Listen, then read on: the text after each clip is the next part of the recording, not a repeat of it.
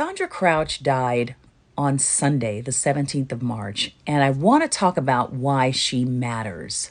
Now, I'm not super plugged into the world of gospel anymore. I do still follow a handful of gospel artists on social media, but I really haven't seen that many people posting about her passing, and I don't really understand why, because she is a hugely significant figure in gospel music. Sandra Crouch was, of course, the sister of Andre Crouch, who was a legendary figure in gospel music, completely revolutionized the genre. And she was right there alongside Andre, singing backup and lead on a lot of that stuff that he put out in the 70s and 80s. And a little fun fact, Sandra also played tambourine on the Jackson 5's I Want You Back and ABC. But why does Sandra Crouch matter? Well, there was a gospel label called Light Records that was started in 1966 by this man, Ralph Carmichael.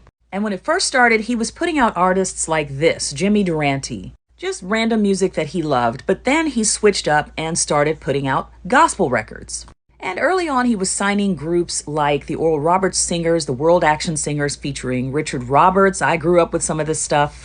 But then in the late 60s, he signed a group called Andre Crouch and the Disciples. And they really put Light Records on the map. They were hugely successful in the world of gospel. And that opened the door for tons of other gospel acts to be signed. The Winans family, probably my favorite gospel group of all time. The Sweet Comfort Band, that was Brian Duncan's group. People like Crystal Merton, who was one of my mother's favorites.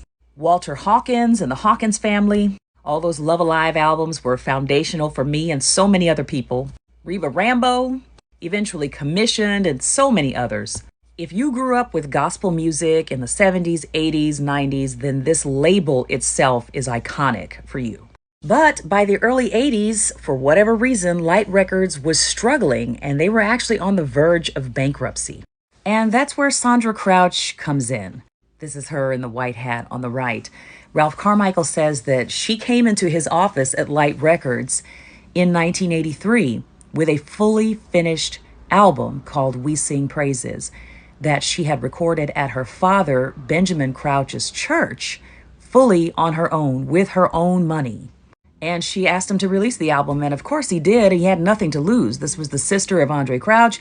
She paid for this album herself. She walked it right into his office, and of course he released it. And this album had a couple of significant songs on it that ended up helping to define the sound of gospel music in the 80s, particularly choir music in the 80s.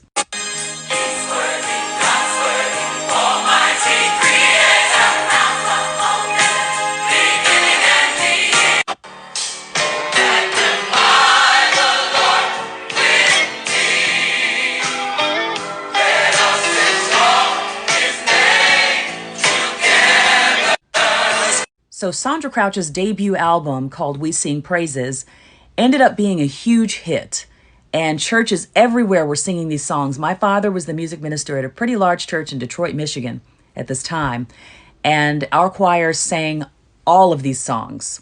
The album was hugely successful.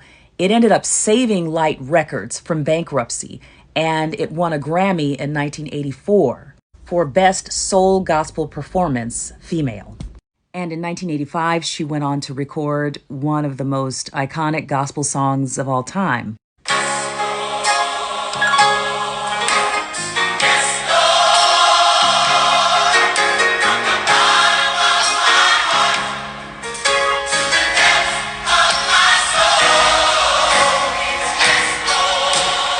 So for Sandra Crouch's contributions to the world of contemporary gospel music alone, we should be celebrating her as an extremely significant figure.